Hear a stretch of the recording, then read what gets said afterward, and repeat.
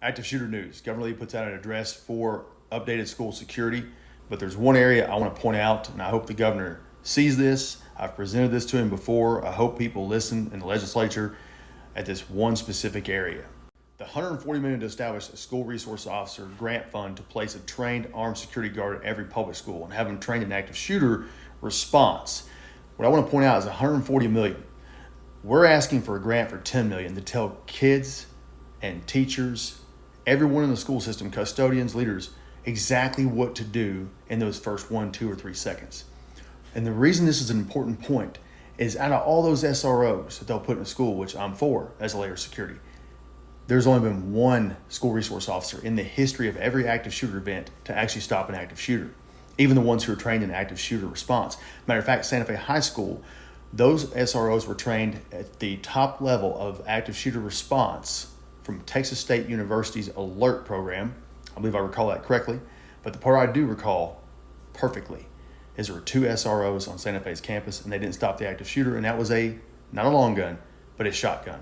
You cannot count on one SRO. They plan, they wait till they're not there. If they're on the east side of the building and the active shooter starts on the west side of the building, you can't save those kids over there. There's many people who can die within a few seconds, 5 seconds, 10, 20 seconds for them to get there, a minute.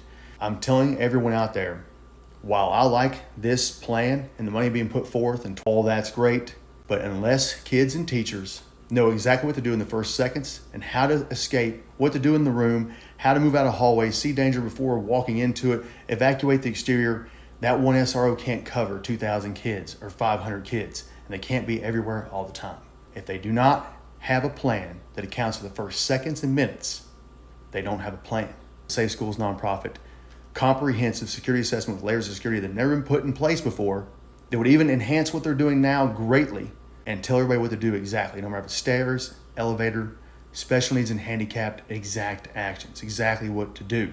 Governor Lee, I hope you get this. I hope other legislators, the Speaker of the House that's behind the Safe Schools nonprofit, Chair Deborah Moody, who's submitting an appropriations bill as we speak before them, will listen and do the right thing, because not every expert they have around them has this expertise.